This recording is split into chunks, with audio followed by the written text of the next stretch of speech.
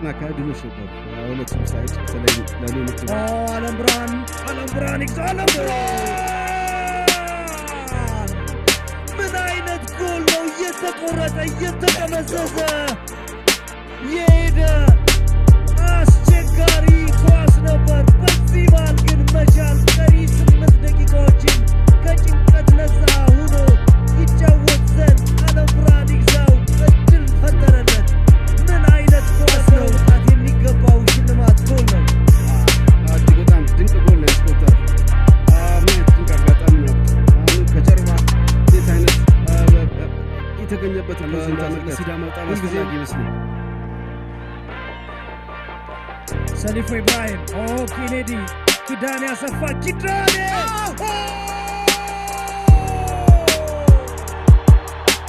ጎል እንዴት ይገለጻል! ያሬድ ዳርዛ ተቀይሮ ነው የገባው። ሜዳ ውስጥ ከ5 ደቂቃ በላይ አልቆየም። ያሬድ ዳርዛ ትንሹ ምናልባት ተጋጣሚውን ትንሽ የሚያደርግ የሚመስል ጎል ነው ያስቆጠረው።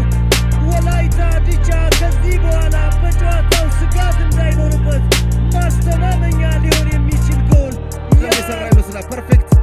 አሁን ተመልከት ያሬድ ዳርዛ ሳሊፉ ተሁለት እንዴት አርጎ እንዳዘጋጀለት ሁለተኛው ኳስ። አንድም የሲዳማ ቡና ተጫዋችን ኳስ ለመከላከል የለም አብዱ በደካማ እግሩ ነው የመታው።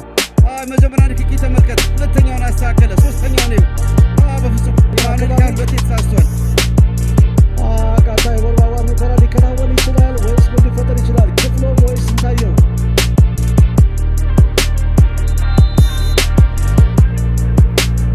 ስንታየው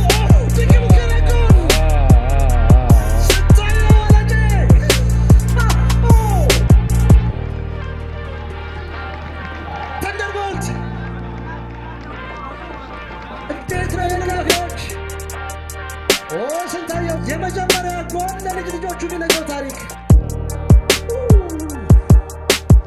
እንዴት አይነት ጥይት ኳስ ነው! ዓለም ላይ የሚገኝ የትኛውን በረኛ ኳስ አይዝም። የተለየ ቴክኒክ ሲያርሰብን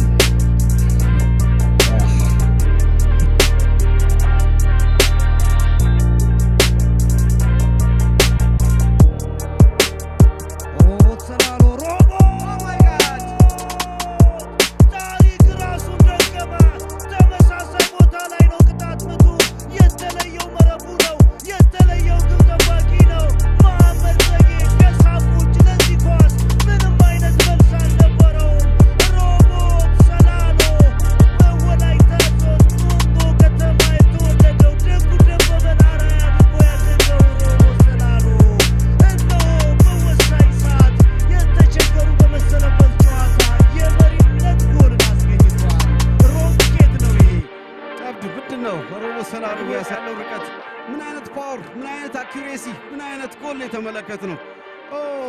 አይንን ማድረግ የሚችለው በኢትዮጵያ ፕሪሚየር ሊግ ሮቦት ሰላሎ ብቻ ይመስለኛል። መሐመድ ዛጌን ኳስ ለማግኘት እስከሚችለው ስትሬች አድርጓል። ነገር ግን አልቻለም።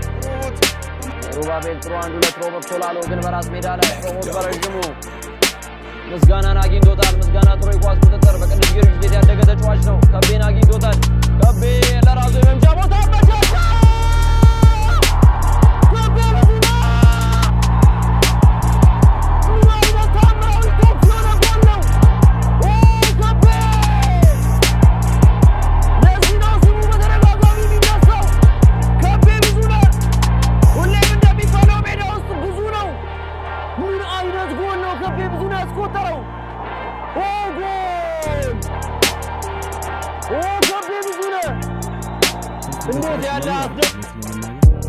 ካርሎስ ዳምጠው በዚህ መሃል ጥሩ ኳስ አገኘ። ካርሎስ ራሱ ገፋው። ካርሎስ ዳምጠው የቀድሞ ክለቡ ላይ ነው ያስቆጠረው። አሁን ግን ከጀርባው ቀስት አውጥቶ ለመተኮስ አልፈለገም። መጨከኑ በጎል ብቻ ይበቃል ብሏል። ከዚህ አስቀድሞ በተከታታይ አጓግቷል። በመጨረሻም ግን የፍሬው ጌታውን እጆች አሳልፎ ኳሱ መረብ ትዕግስት ነው ጎሉን ያስቆጠረው። ተመልከት ኳሱን የመጀመሪያ ኳስ አገኘ፣ ወደ ሳጥን ፔኔትሬት አድርጎ ገፋ። የድል አዲስ አይነት ተጫዋች የለም። የተከላካይ አማካይ ኳስ የሚያስጥል ተጫዋች የለም።